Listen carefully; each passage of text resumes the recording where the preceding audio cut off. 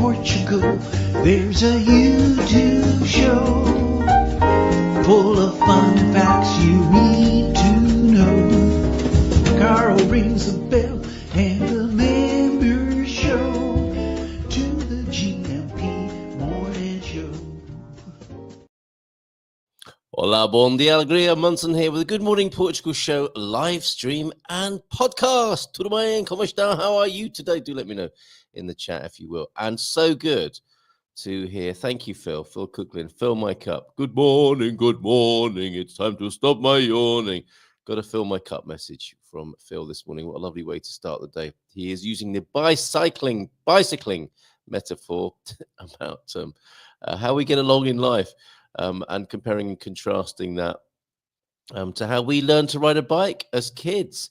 Bobby, good morning to you. Yes, the agony of the football last night. I happened to catch the end of the match, which was by far the most exciting, dramatic, and stressful part of the match, I think. If you've got that stored and you're watching it today, I won't spoil that for you. But what a match between Benfica and Barcelona. Watched in the local cafe last night. I went to pick up the family from the local cafe. We were watching the storm in the bay. More to say about that in the weather section. Oh, Bobby, still not over it. Benfica fan, of course. Sorry, mate. I'm so sorry. We're not sending you those messages last night. What a match. Yeah, I'm sick as a dog here about that result. Yeah, I mean, like I say, I won't spoil it, but what an incredible game of football. And it got the whole attention of everybody in the cafe. Obviously, as usual in the Portuguese cafe, football fans in there watching the match. And very interesting in Portugal how gentlemen will take their ladies out for the evening to watch a football match. Would you like to go out and have a little bit of something to eat, maybe a drink at the local cafe? Oh, that sounds nice. And then they sit there and the fella watches the football while mum does a Sudoku or whatever. But everyone got into it. By the end of the match, everybody was I was shouting. In there, the foreigner was shouting, and my kids were like, "What's he doing?" I just couldn't help get drawn into the excitement. What a game! And yeah, sorry, Poppy, that it didn't go in quite the way you might have hoped. Jackie, good morning to you. Oh, and good morning to you, T-Duck as well. Bom Dia ALEGRIA Gumpers with it. It's a yellow, it's an orangey heart, isn't it? Or citrusy heart of Portugal there. Morning, Mike, as well. Thank you for your contributions on the show last night. That's what Jackie's referring to as well. It was a busy and popular one last night with Munson and the geezer. And we had the geezer turning up in full MAGA regalia last night. And he faced a little bit of stick, didn't he, on screen? Quite rightly so as well. Bom Dia Gumpers. Sorry, I missed the show last night, Carl. Well, it is available. That's the beauty of this technology, Jackie. I would recommend, of course I would, watching it again. But it was particularly good fun last night. I'm having a bit of a giggle as Mark Safe from the Trump inauguration. That was the theme last night. Show 17. Had a great time. And thanks, Tony, as well, for joining us after at the Portugal Club for a little chat about our event, our gig that's happening on the 15th of February, Valentine's weekend. Please come over to San Martino de Porto to enjoy Valentine's weekend. Fellas, take your lady to the cafe. There's probably a great football match on. Of course, ladies taking ladies, fellas taking ladies. Whatever your love arrangements, come over to San Martino de Porto on the 15th of February.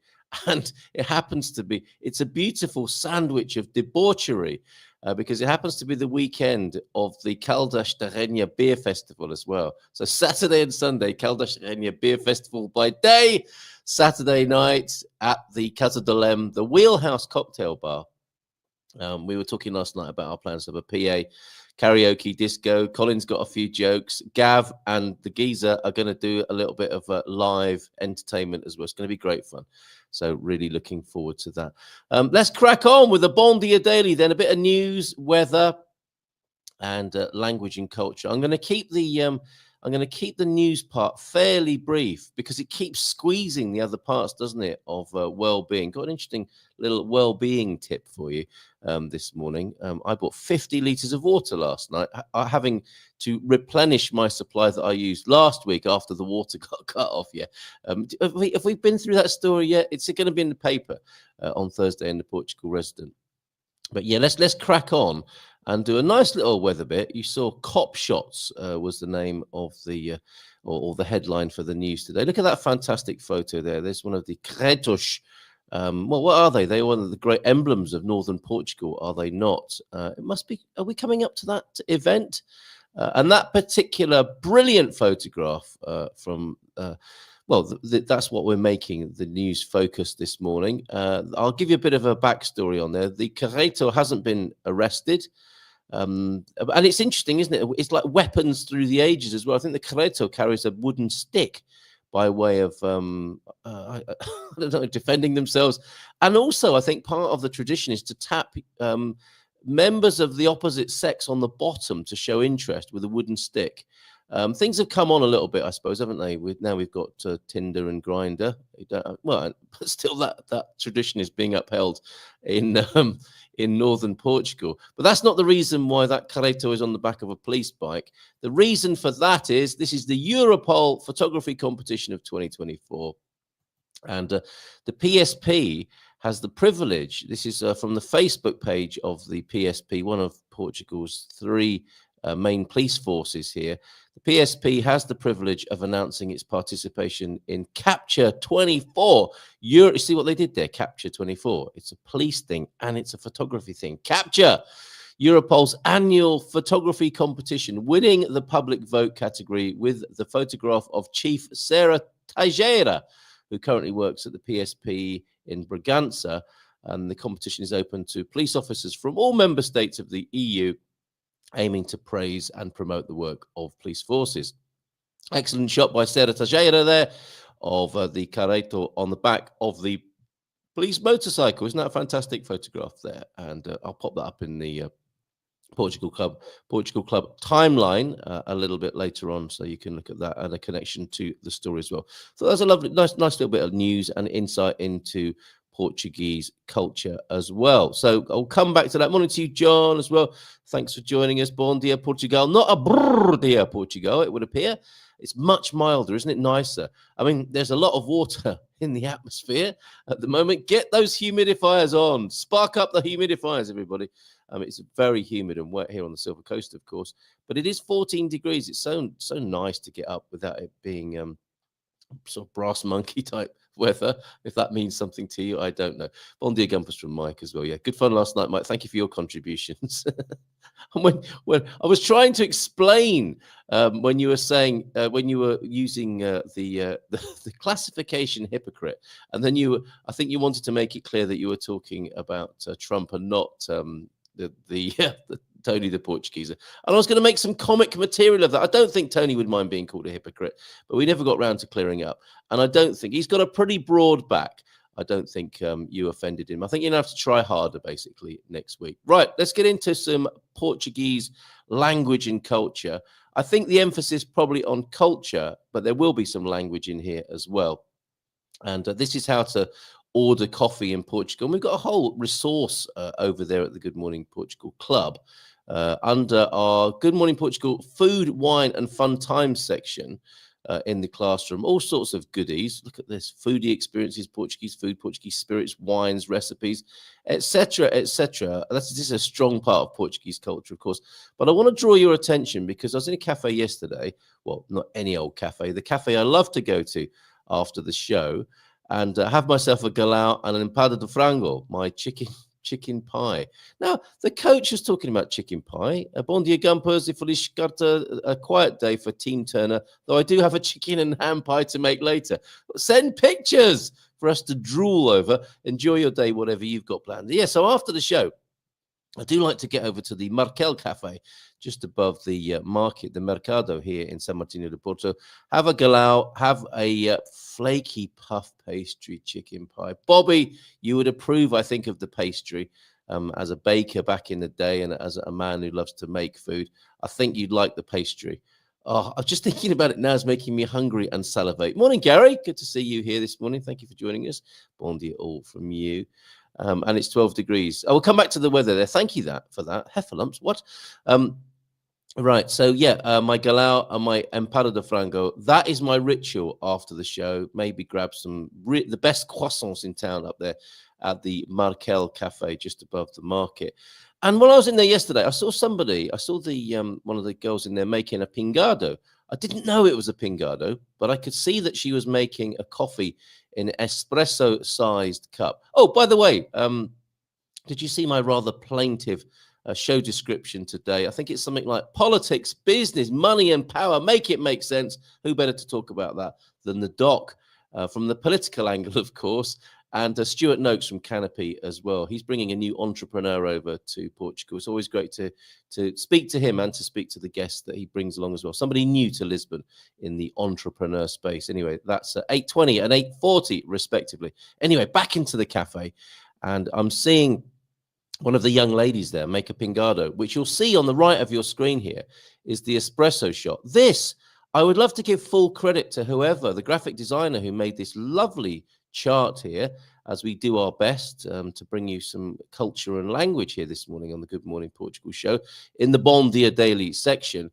But when I looked for it, these are graphics, and there are some really good ones about. These are lovely posters, of course, to have in your house, and a great insight into Portuguese culture and language, of course, because you're gonna hear some Portuguese words here that are very useful in other contexts as well. Light, for example, and cheirinho too. But there I was, and she was pouring an espresso, small cup, of course, over on the second row here on the right-hand side. And I was thinking, what's that? There's an espresso being the espresso's been made, and she's pouring in some hot milk onto the top of it. And it just out of nowhere, it came to mind that it was a pingado, and I thought I better check that, and we can talk about that on the show in the morning. That'll be nice. So it's a hint of milk. If you like an espresso and you want to take the bitterness away, and you just like a little bit of a little dollop of foam on top of that. Now that, of course, is a doppiata in Italian. I can't remember now, or what you might ask for in America or the UK. But here in Portugal, that would be the pingado. So let's go back to the beginning and the top here, top line, and the basic unit of all coffees, of course, that are made would be the cafe, un café or a bica in other parts of the country, and a cimbolinha I think, as well up in the north, right? Bica, I think, in Lisbon, cimbolinha in Porto in the north, and café, basically. Queria um café, faz favor. I'd like a coffee, please. Queria um café, and that's what you're going to get your espresso shot, top left-hand corner. Tell me, of course, what your favorite is. I used to drink a lot of meia de leites when I first arrived here, and now I tend to go for either a café after my meal or a galao before, if I'm having a breakfast coffee, like the Italians do. The Italians, and I'm surprised to see a cappuccino on here, I must say. I don't think the cappuccino really is part of Portuguese. It's a concession, isn't it, to the foreigners, but it's not really a Portuguese coffee. Your galao is like your latte, and your meia de leite is your closest to your cappuccino, but more about that later. The basic unit of them all, of course, is the cafe. Queria um café if you want your straight shot. If you want two shots, you'll be asking for a duplo, which is fairly straightforward, isn't it? Double, duplo. And you can see that. Actually, this is making me somewhat desirous as well, looking at this.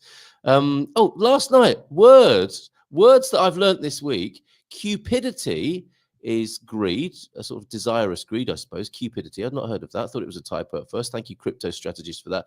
And copacetic. I've heard of that in a rap tune, I think, before, but I didn't know what it meant. Copacetic and cupidity. Copacetic, I think, meaning all in order. That's what we're trying to do here with teaching you, sharing with you the information about Portuguese coffees. Such an important part of the culture, of course, going to the cafe, having a coffee. The duplo is your double shot espresso. Your carioca is not to be confused with a karaoke, or is your karaoke. Carioca is the second press. Now, by that, I'm assuming that it goes through once to make the cafe. And no, that's right. It's a second. There's only half a cup there. So it's not a duplo made of 1.5 shots or a full strength shot and then a half strength. This is, I guess, for somebody who doesn't want quite as strong or bitter or powerful a coffee. And the first, if this might be a Jack Sprat and his wife coffee scenario here, first press for one of the partners, and then a second press. Do it again. Press the button again. push the water through for a second weaker press. That's the carioca, if you want one of those. It's seconds, isn't it, really? It just seems to me a little bit... I think there are better ways of weakening a coffee, aren't there? Like the Americano, possibly. Anyway, if you don't want caffeine, that's fine here in Portugal as well. Excuse me. Descafeinado would be a decaf. Descafeinado is the word for decaffeinated here in Portugal. And café con cheirinho. I hope you're learning something, even if you do know all these words already. There's probably something on this chart that's new to you. And I like how this is color-coded. The only coffee here with alcohol in it, the yellow on the graphic, is the café con cheirinho, which is a strategic coffee.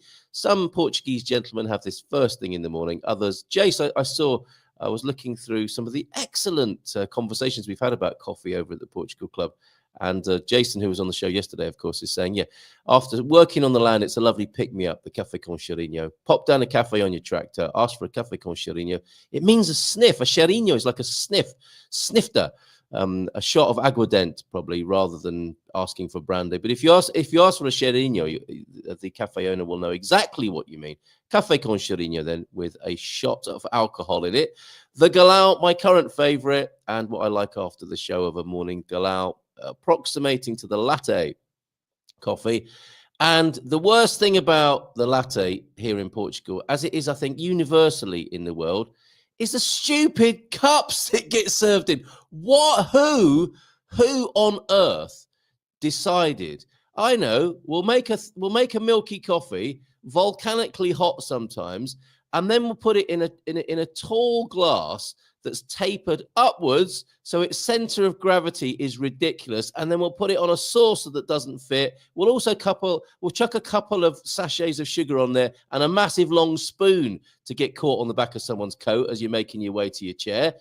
So that's likely to get spilt, isn't it, at some point, either with the coffee maker putting it on the countertop, you carrying it back, or it being brought over on a tray, and then getting it it's like a Houston, we have a problem.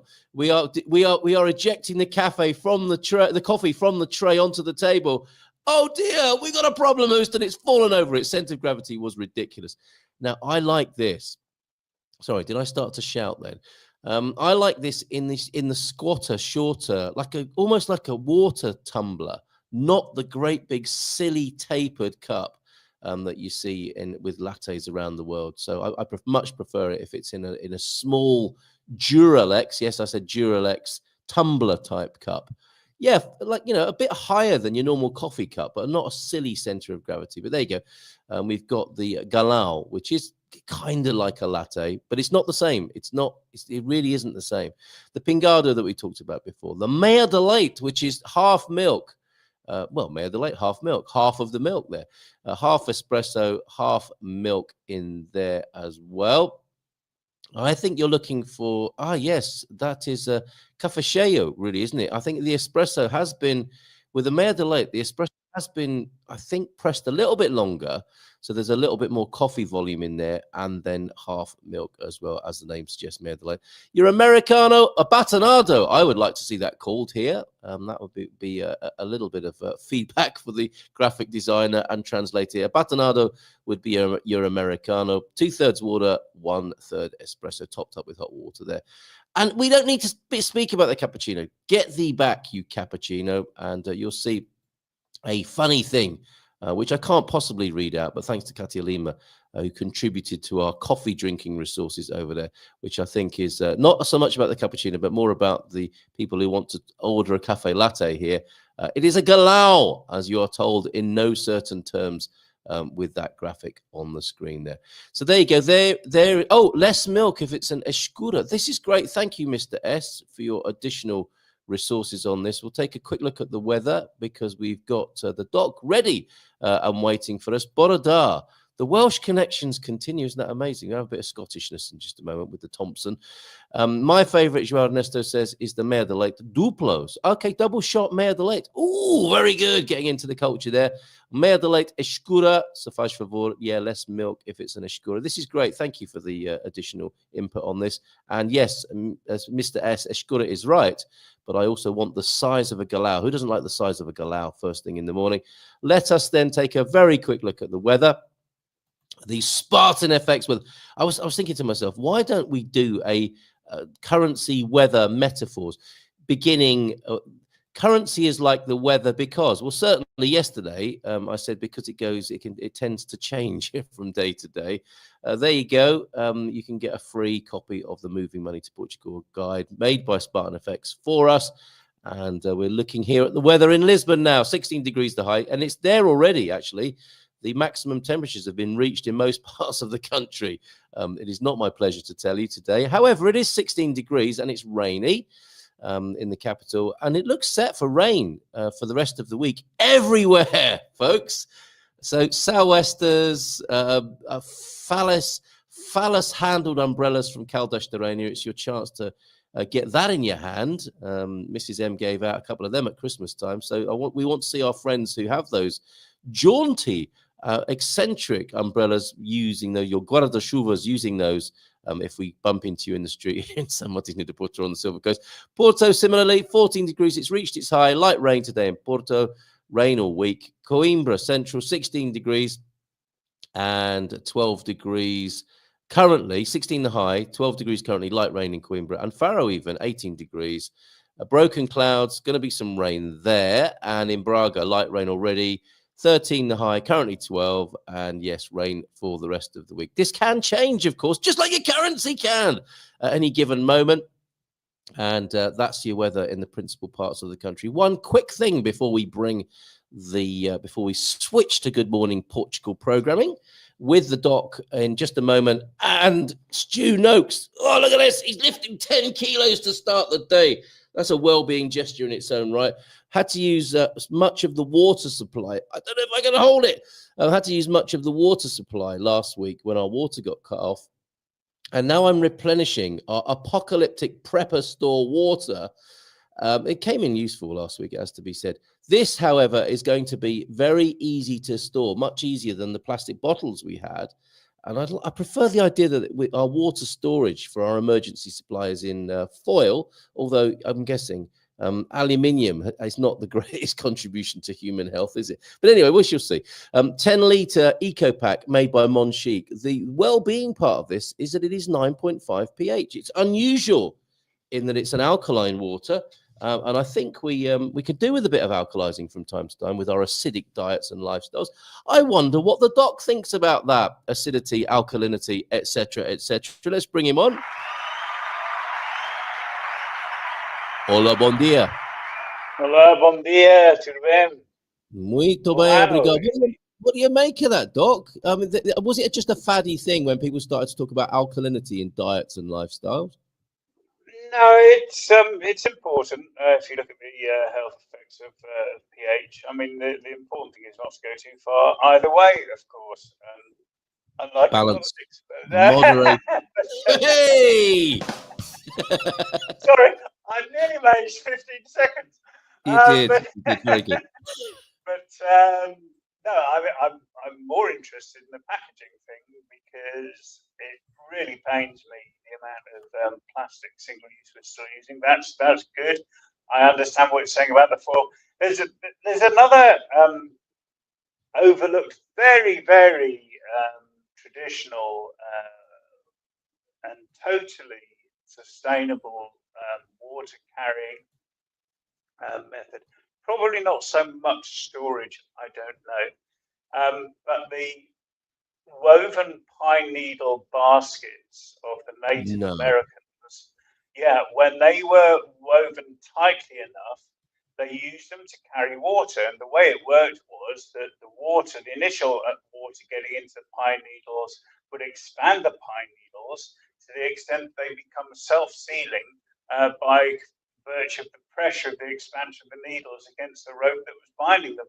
So you could actually carry water in these pine needle baskets. totally sustainable, totally biodegradable, no impact on the environment, and a great way of using carbon with pine needles, I guess. Well, can't Leona make some of those? She's pretty nifty with the pine needles, isn't she? She does make them small.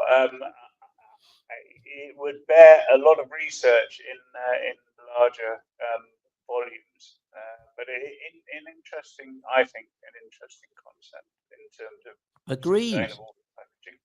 I thought you were going to say bring back the gourd for a moment, because you see a few gourds being grown, don't you, around Portugal in central? Absolutely, and I think we're too quick to ignore the secondary use of things like gourd shells, etc. Yeah, Absolutely. Yeah, it's always great to talk about water. João Ernesto do Norte, we are able to use tap water straight out of the ground from our borehole. Many people very lucky to have a borehole here, naturally filtered, fresh and cold. That'll be some lovely granite filtered water up in the north, I would say. And estou a fazer nada o que me agrado imenso, James. Oh, okay. I think there's a little conversation going on between the old guy in Europe and the mysterious Mr. S in central Portugal. So how are you doing? How was your Christmas? How is this new year treating you, Doc? And you've got a strange microphone this morning. It sounds like we're talking to you in Sydney, Australia, like the old days. What's going on with your microphone? Well, I'm wearing earbuds, so it should be better. That sounds a little bit better now. Yeah. Okay. Well, let's carry on. Let's carry on and see what happens. Yeah, how are you doing? Yeah, I'm good, thanks. Yeah, we had a quietish Christmas. Well, it wasn't a brilliant Christmas.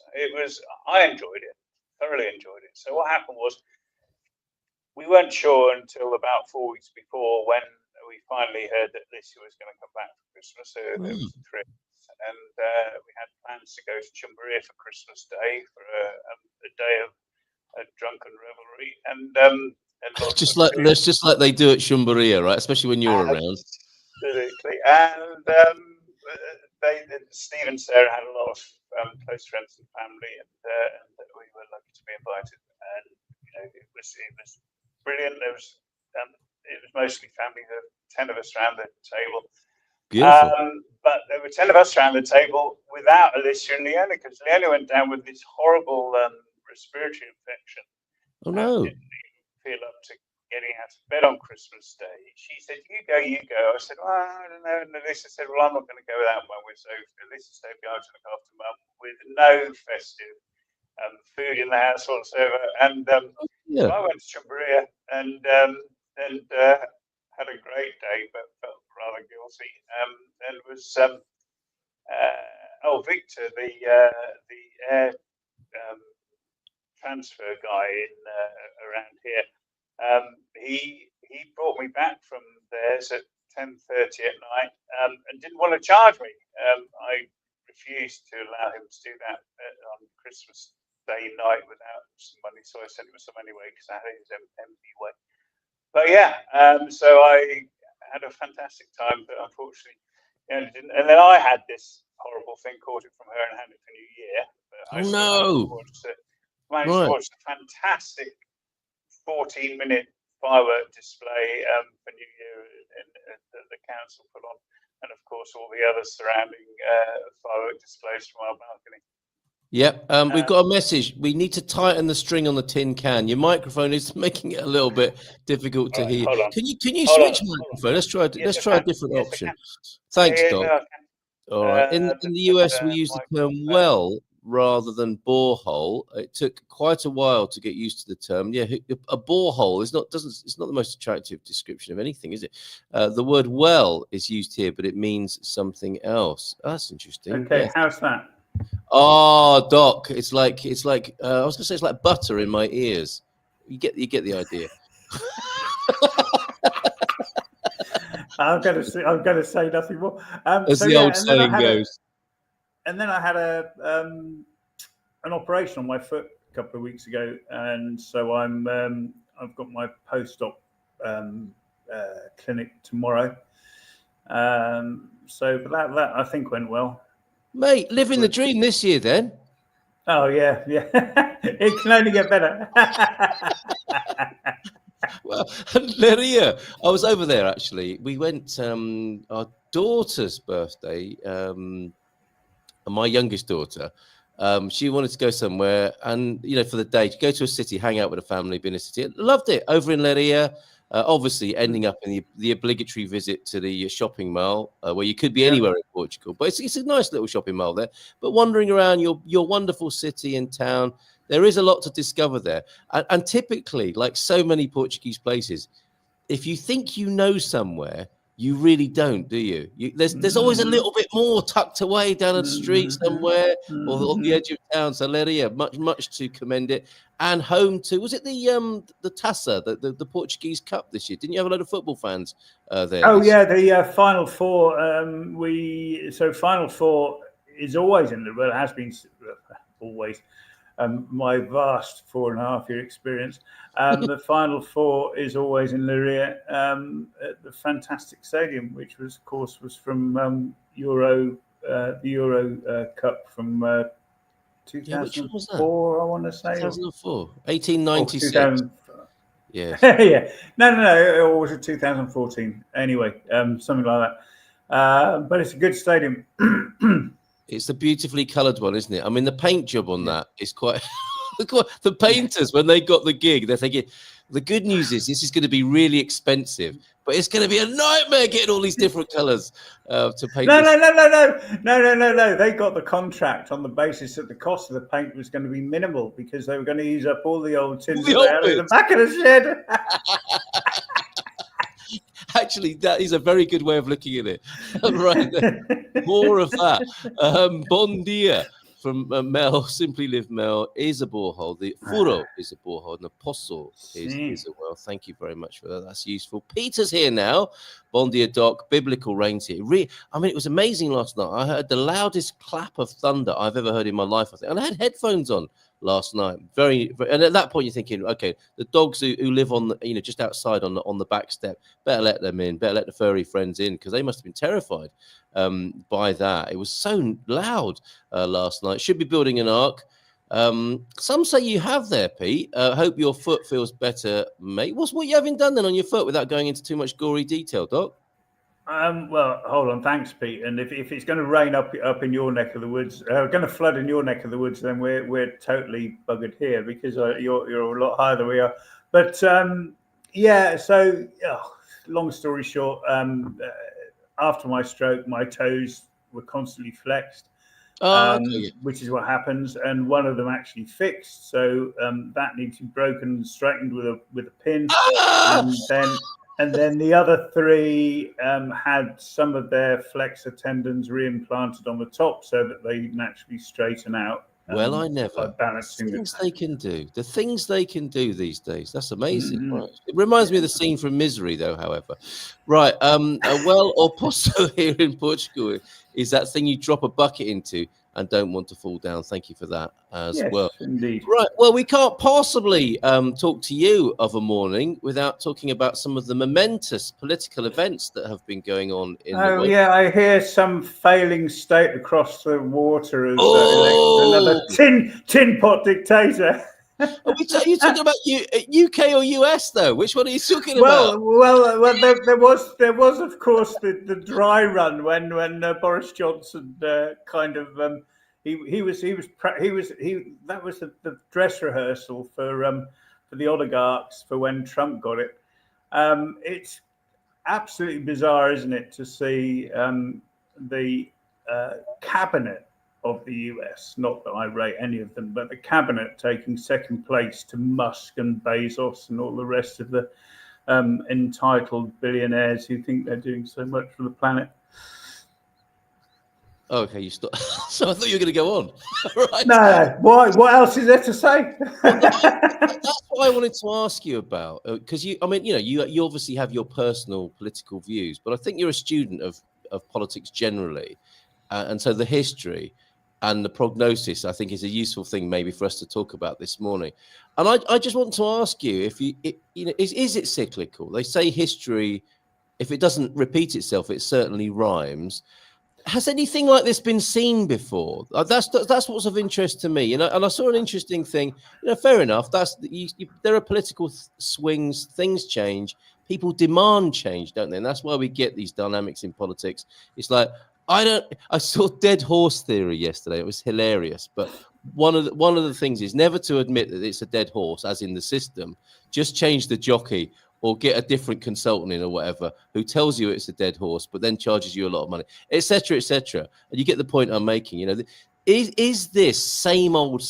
Are these the typical swings of political history, or are we into something new here in 2025?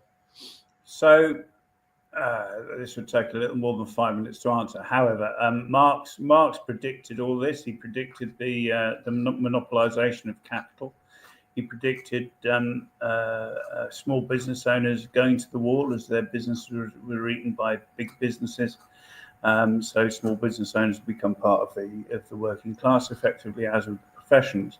In terms of the monopolization of business and monopoly capital, of course, in the 30s, you saw with the rise of Hitler and Mussolini, they weren't individuals who just suddenly managed to enthrall nations. Although that's what the press and the commentators have believed, they leaned very heavily on industrialists.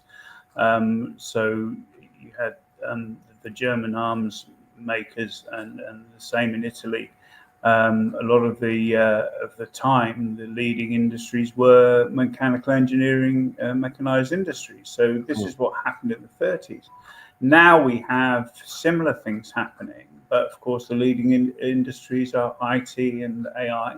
And so the people who took priority over the cabinet yesterday were those who are really pulling the strings, and those are the billionaire owners of the largest IT and AI companies.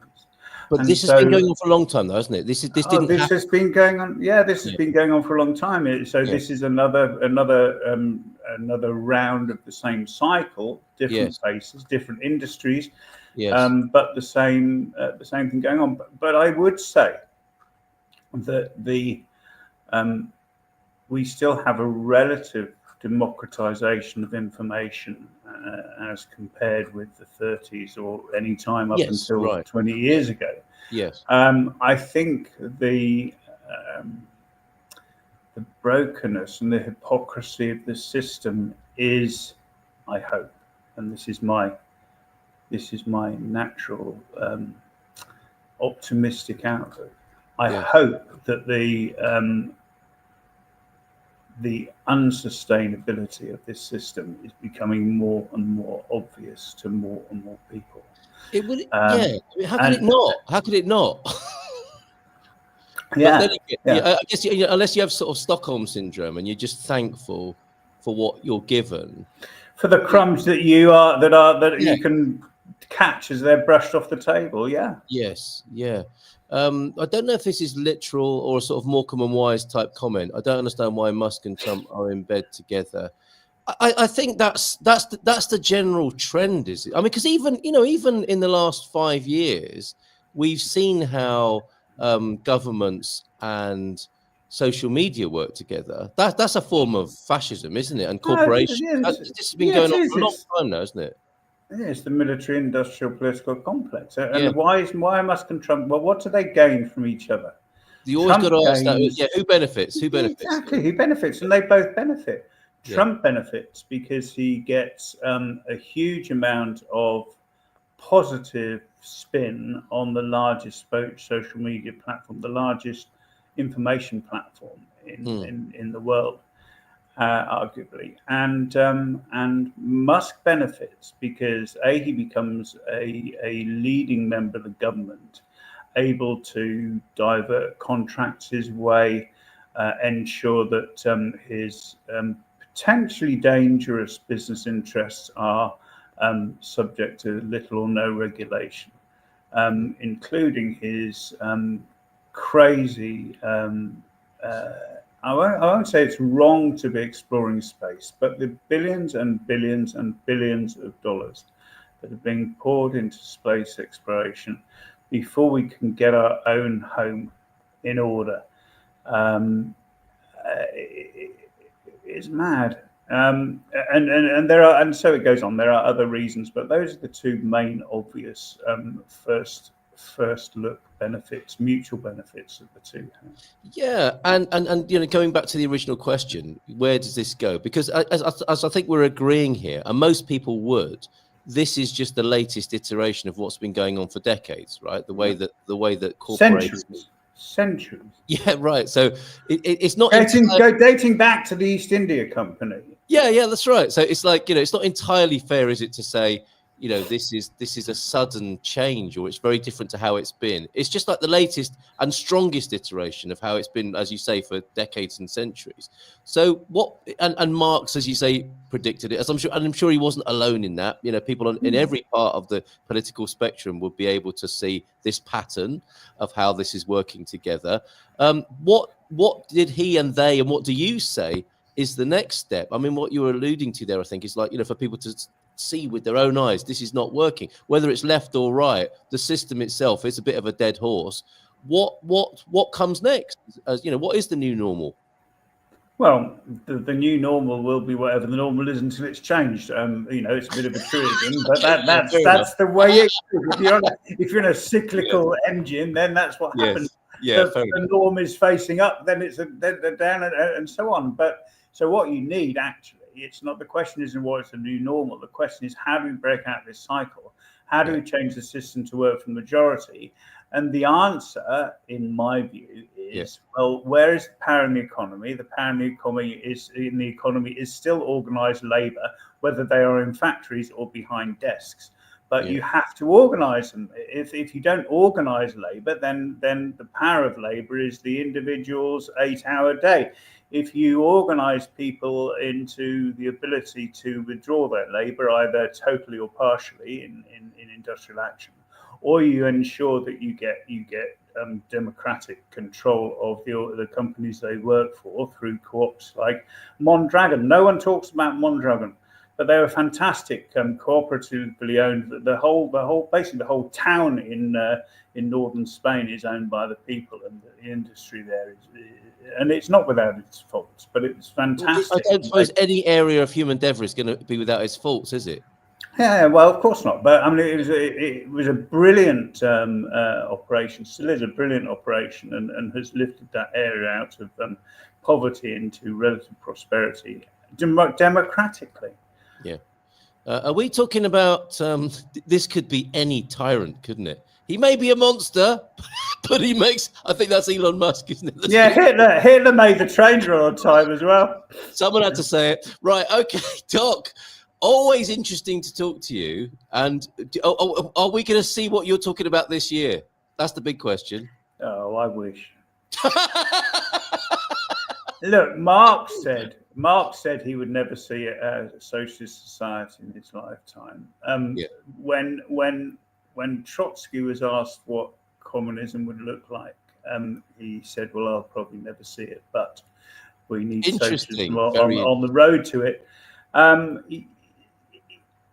You know, if you do start to look at the analogy of space travel, or even population migration, people don't necessarily see or expect to arrive personally at the end point, but they want to influence for the better the end point at which humanity as a whole, or if they're looking a bit more parochially, their grandchildren reach, and that can only be, it can be our only hope. Yeah, interesting. Always good to chat with you. Thank you very much, and good luck with the appointment, and I hope all goes well with your foot. Best foot forward for 2025. We'll see you again. All right, we'll see you again next month. Take care, mate. All right, ciao. Bye. There he goes. Very interesting. Right, and we've got Stewart Noakes is going to join us now, and a special guest, Chloe Lingard, is also joining us in just a moment. So let me first bring Stewart on to wish him a Happy New Year. Check you out in the Canopy Lounge there, Stewart. Oh, it's very posh, isn't it? Very posh. Very nice. Me and Canva were like this, man. We're like this. So how are you? Yeah, I'm very well, very well. Just, we're talking about putting the world to rights with the doc, because we usually do, and the military-industrial complex, just light-hearted things for a Wednesday morning, And how are you? Yeah, absolutely. Well, it's a light-hearted week, what with Trump being inaugurated this week and everything, isn't it? So. It's always, by his own admission, the doc is a full-on lefty, and I so it's going to be a challenging, problematic. I think the word is the word that's used. Problematic week for him. And we did have a very interesting conversation about the rhymes and repetitions of history, what people want from politics, what politics is able to deliver. And I was in some sort of grand arc. I was trying to bring together, because you're on as well this morning, what money, power, business, politics, are we going to see them come together to work for the benefit of mankind? Basically, the doc was saying no chance, not this year anyway. What do you have a view on that? Because it seems like the entrepreneurialism that you and I talk about, there is an openness from government, but it's always an interesting and nuanced relationship, isn't it, between the amount of private and the amount of public, and how that's working together. And obviously America at the moment is having a massive conversation about that, the Department of Government Efficiency and so on. Have you got a view on that before we meet Chloe? I've got many views, some of which I probably shouldn't share on this show. Go on. But, what's the worst thing that could happen? Last week we did a webinar on why you should start a startup in 2025, and this is probably the fairest thing I can say. Entrepreneurship works really well when things are on the way up, when the markets are growing, when everything's getting bigger. There's loads of opportunities for entrepreneurship, and entrepreneurs work really well when things are on the way down and the decline. There's always an opportunity because there's a lot of pain. What entrepreneurs don't like is steady state norms, which of course is what everybody actually really likes as people, when it's something predictable and you can save efficiently and you can go out safely in the streets and all the rest of it. That is not where entrepreneurship thrives, right? And 2025 is one of the best years ever to start a startup, because as entrepreneurs, it's going to be absolutely chaotic. The American influence will be on everything, everywhere. There will be strange opportunities that we haven't even become aware of yet that will happen. Yeah, and I think this, if you're in any way feeling startup inclined, this is the year to give it a go, right? It really is. Very interesting perspective, Stuart. Thank you. So turbulence is an attractive environment. In fact, I guess necessity is the mother of invention would be another way of looking at it. We need new solutions to persistent problems, of which those sorts of things seem to be coming to a head culturally at the moment. Yeah, and changing environments create pain for some people while they've created gain for others, right? So a really good example might be like pensions. Pensions in the UK, there's articles at the moment about how pensions are looking to become means tested, and they'll take into account your assets and savings before they actually give you your state pension and what level that will be. That's creating a lot of pain for some people, while it's seen in other circles as economically essential. But what will that mean? That means there's somebody somewhere that needs an entrepreneur to help them, because they're now not going to have the money that they thought they were going to have. So there needs to be some sort of product or safety net or some sort of private answer that gives them options and a different way to spend their money. So that may be something that causes new startups to happen, I should say. Very good. Worst case scenario, just put your own meme coin out there, right? $43 billion. Exactly. We've always got that, haven't we? We've always got that. When is the Canopy meme coin coming out?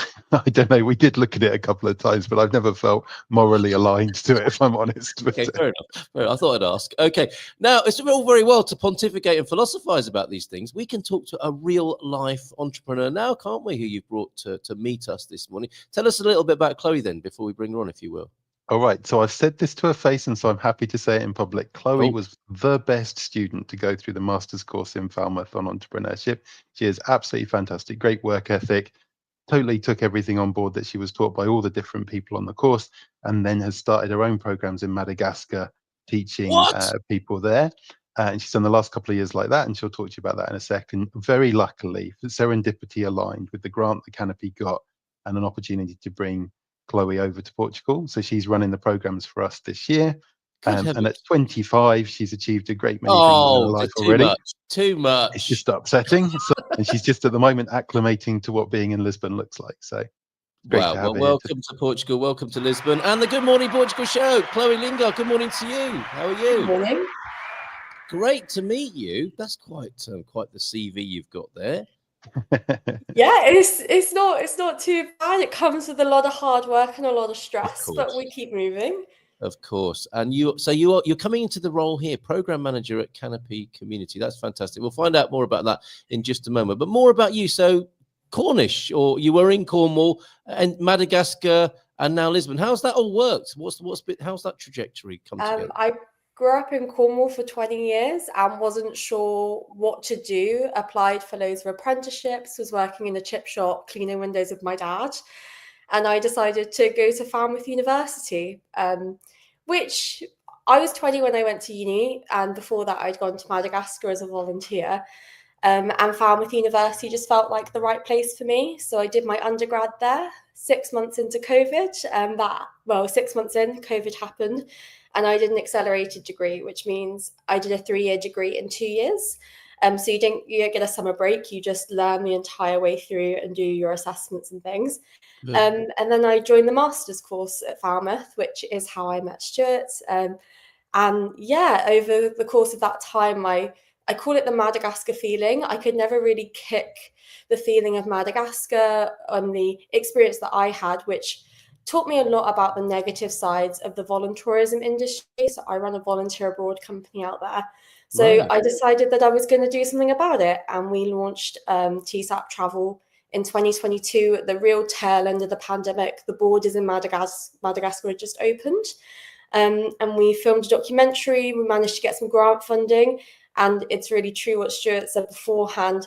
People at that time, when travel hadn't been allowed for so many years, that was actually like the best year for the company to date, because we got some grant funding. People wanted to travel again. People wanted to make a difference in these countries that hadn't had any influence or couldn't have tourists, which is a large amount of their income. And so it started off really well. And yeah, we're still going. We've just we're onboarding volunteers for our next trip that's happening this August.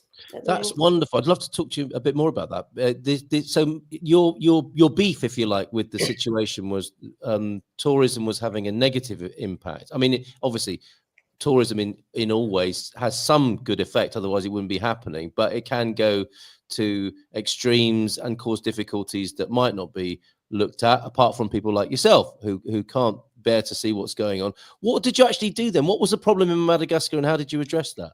So I was a teaching volunteer, and it's very common that people like myself, who are often between the ages of 18 to 25, but often they're older as well, go and deliver classes or do construction work when they are underskilled. So if you think about it, in the UK or in Portugal in the West, you wouldn't be allowed to go and teach in a classroom unless you had a teaching qualification. Right. Well, those rules often don't apply in developing countries, and that is like in any industry.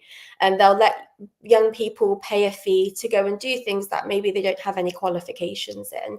And that's a big problem, because we're just seeing this consistent cycle of people coming and volunteering abroad, but they're not actually delivering any true impact into the community. And how I discovered this was, I was meant to be in Madagascar for 5 weeks, ended up staying for 3 months, and I met a lot of local friends and made a lot of local friends. And they said to me, Chloe, we love you and we think you're great, but the reality is you're going to leave and we're going to wait for the next foreigner to come. And that's what we've been doing for years. So we do something very different at TSAP Travel, where we have English speaking staff, and they consistently deliver our projects even when we're not there. So we don't run a project 365 days a year. It's all about giving the locals power and education to deliver things independently. And some things we finance, and often we set them up to make money on their own through different entrepreneurship projects and things like that. Good on you. Fantastic. So far from like, well, it's a charity, what should people expect? You know, they're getting this for nothing or whatever. And it's goodness of people's hearts, blah, blah, blah, blah. You've raised the bar to make it really an excellent experience for people receiving that sort of help. Wonderful. And I'd just like to remind you, Carl, because I often forget, Chloe at 25 has been doing this for what, 3 years? Yeah. So we launched internationally 2.5 years ago, and we incorporated back in 2021. Well, I can see these are ethics that people would want to get behind, right? You know, they want their effort to be acknowledged and delivered appropriately, and the people who they're delivering it to want a better service, as you discovered, and have created a company to do so. So, have you done the classic entrepreneur thing, like you've made it stand on its own 2 feet, it's doing its thing, and now you're coming to work in Lisbon with a slightly different focus now, or are you doing that at the same time? Well, so I've once I finished my degree, I went and delivered our first 3-month project, and I bootstrapped my company. So I invest into the nonprofit, and I have done for many years now. And so I've always worked alongside. So I've worked in the education sector as an outreach officer. I used to lecture within digital marketing and business. Alongside, I do some freelance marketing as well. So all of the work I do alongside my company essentially funds what we do whilst we're on our journey to become profitable and generate high levels of revenue. Superb. And if anybody wants to find out more about this and talk to you about investing in it or working on it, within it, what can I give out that LinkedIn connection to you? Is that all right to do? Yeah, and if you want to find TSAP Travel, if you actually just type in TSAP space travel into Google, will come up. Why is it called that? So it stands for the Sustainability Project, because we sustain people's abilities to achieve their dreams. Wonderful. Okay, excellent. And now you're here to help us in Portugal. Yes. Canopy. What are you going to be doing for Canopy then? So we've got lots of different things happening, but the main thing that I'm focusing on at the moment is we're running these accelerator projects for people that want to start a company in 2025 here in Portugal, but we've also got some remote accelerators as well. And there's also the opportunity to be incubated within the Canopy Kajabi platform as well. Wonderful. This is a great development. Canopy, you might remember. Yeah. Well, this has all been possible because of the Portuguese government's generosity and the PRR grant that we received at the end of last year. Right. Shout out to the government. Absolutely. I will also shout my frustration at only receiving the first payment on 27th of December, which caused us quite a lot of friction. Right. But we've got the money coming in now, which is great, and that's funding things like Chloe and her ability to be in Lisbon and to do this, which is exactly what the grant's for, right? It's to create these programs. We are running 3 ideation programs, as Chloe mentioned, a couple in person and 1 remotely. And we're also incubating, our target is 20 startups this year in Portugal. Is that all? Aligned with the goals. Well, we set targets we hoped we could achieve. I'm joking. That's loads. You've got a lot of work to do there, haven't you, Chloe? Well, the community at the moment's got about just over 300 founders on the platform, and about 40 startups are all fundraising and stuff. And one just closed some money on Friday. So there's a lot going on, but this is specific to Portugal. And Chloe and I next week are interviewing teachers and students and parents with the view of designing a schools program for 16 to 18-year-olds, and potentially, I think as our discussion went on Monday, 11 to 14-year-olds as well, and we'll see how that goes. But in Portuguese schools? In a private international school for this one. But then it could be a program, if we get this right, it could be a program we roll out elsewhere. I think I know who that might be. Maybe you're not saying at the moment. I've got a pretty good idea which school that might be. We'll say if and when we launch the program, we'll say then. Yes. But we're very excited about it. It's a great opportunity. That sounds wonderful. So you're here now, Chloe, in Lisbon. How long have you been here? I arrived last Sunday. And how is it? What are your first? I mean, this is Good Morning Portugal. We're all about people loving life here in Portugal. How has it been for you? Had you been here before? Yes, on essentially 2 work trips. One when I was a master's student with Stewart back in March of 2022, and then I was here for Web Summit back in November. Oh, of course. And it's actually been really good. And the thing that made me realize that I probably really like it here and understand my way around is on the Monday, my first day out, I have like the oldest iPhone 12 that's got like no battery, and I was walking home and my phone died, but I managed to make my way back, and it was like a half an hour walk, and I was like, I think I'll be fine, because I think just understanding a country in that way where you can just go out the front door and find your way home really makes it feel like home for me. And the people have just been so lovely, and there's just so many things to do. And I mean, the last couple of days it's been raining, but sorry about that. Days of sun, I'm hoping you're coming back. Yeah, we'd have rearranged that. We didn't know you were here, to be fair. So Getting them all out the way, Carl. That's where I put it to Chloe. Getting all the rainy Yeah. days out. The other 360 days are going to be fine, right? So there's 300 days of sunshine. It's not these particular days, but it's just gonna get better and better for you, Chloe. Is there anything we can help with then? Is there anything that's a bit of a mystery about the culture, or anything you need that we can help with at Good Morning Portugal?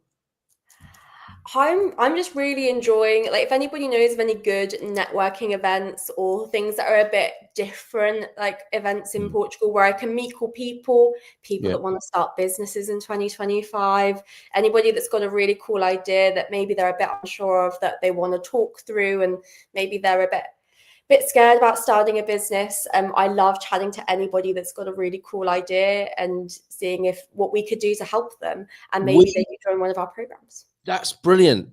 Thanks, Stu. It's been wonderful all you've done for the show. We'll be talking to Chloe now, okay, from here on in. Absolutely. No, that's all good. That's all good. And actually, Carl, one of the things I'd hope Chloe would share today is she's secured for herself some sort of short-term accommodation through Startup Lisboa when she arrived. Yes. And it's been really good. I knew that it existed, but I have never been through the process of going there myself. So I don't know, Chloe, if you can share that with Carl and the audience, because I think it's been amazing. Yeah. Startup Lisboa, Go on. So when I was looking for somewhere to stay, I didn't want to commit too soon because apparently I have commitment issues, but particularly with accommodation, it's a hard decision to make. So I ended up from actually somebody within our Canopy community told me about this Startup Lisboa accommodation, and it's right in the center of Portugal, well, of Lisbon, I'd say. It's in the, I'm going to say this wrong, but it's in the Alfama district. But you share with other people that are looking for a soft landing into Lisbon. So, and it's really multicultural. There's people that are staying here, somebody from Portugal, somebody from Ireland, there's somebody from India. I think there was an American that came for the weekend the other day. And it's a real, like, it's very transient, but some people are here for 6 months. If you're like me, I'm just staying for a month initially. And you've got shared facilities, but you have your own room with a desk space and places to store your things. And I've been really enjoying it, and it's very safe as well. So if anybody's worried about moving to the city and they don't want to feel unsafe, there's like 3 locks to get into my bedroom. It's a bit of a process, so I feel very safe, and like I said, it's very central, and the staff here are really lovely. They've been very useful. That's brilliant. And the price is also very important, Carl, because this has been created by Startup Lisboa to be a gateway opportunity, right? So this is supposed to be helpful. So what's the price, Chloe? €500 for the month. Not too bad, is it? I imagine there's a few services and Wi-Fi involved, included in that. Oh yeah, all bills are included. So it's just, wow. It's all okay, in. That is a soft landing, isn't it? Yeah. So if you're American and you're coming from Boston and you want to just spend the first month in a place where you get to meet folks and be startup centric, I mean, €500 is. That's not too shabby, is it? That's I mean, that's how it should be for the digital nomads, or certainly the newbie ones, right? Who need a bit of help finding their feet in Lisbon and Portugal. Pam's saying there's an open coffee. Silver Coast is a good networking event, so we will invite you out of the capital. There are other parts of Portugal as well as Lisbon. That's one of the things about the sort of Portuguese and Lisbon experience. We would love to welcome you to other parts of the country where people are starting businesses, where people I think might benefit from your help and insight. And we might be able to, with your help, Chloe, and Stu, come back for this as well. We had something called the Cockerel's Coop. You'll see the cockerel is a very important sort of icon here in Portugal. It's like the Dragon's Den, but it's the Cockerel's Coop. And if people want to come on, I mean, we don't want to give them a hard time and make it that, the showbiz shtick and you're fired and et cetera, et cetera. But like, that sounds like an interesting idea. Talk to the community here. See what sort of insight Canopy might be able to offer to that as well. So that might be something you could join us for virtually from the comfort of your fantastic digs in Lisbon, in Alfama. You couldn't wish to be in a better place than Alfama. That's proper Lisboa to experience there, Chloe. So wishing you all the best. We've got to go now, but wishing you all the best in the new role. It sounds amazing what you've done, what you are doing now. Welcome to Portugal. Lots of luck and all best wishes in that new role. And thank you, Stewart, for bringing Chloe along this morning. Thank you, Carl. And I'm really glad you'd like to have Chloe back on the podcast in the future. She's certainly going to be in Lisbon for the next year and can probably talk a lot about the journey that's discovering Portugal and Yes. going through all this stuff. So yeah. And if we can help Chloe with that as well, you know, like I said, we're all about people having a great life here in Portugal. So you reach out to us. I'll make you an honorary member of the Portugal Club as well if you send me your email address, and we'll have that happen as well. So all the best to you. Thanks, everybody. We shall see you again tomorrow morning. That's been the Good Morning Portugal show today with Chloe, Stewart, and the Doc, and all you gumpers who've watched today. Take care. Bye for now. Have a great day. Ciao. See you.